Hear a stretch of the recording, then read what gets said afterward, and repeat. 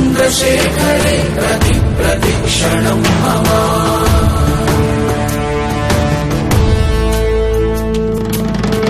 ആരിവൻ കല്ലും തൂക്കിപ്പോയിടുന്നോൻ, പൈതൽ പോലെ തോളുമേലെ നിന്നെ തൂക്കിപ്പോയിടുന്നോൻ.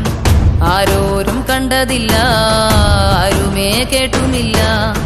ഗംഗയെ താൻ തേടിക്കൊണ്ട് തന്നെ താനെ ചുമന്ന് ശിവലിംഗം നടന്നു പോ.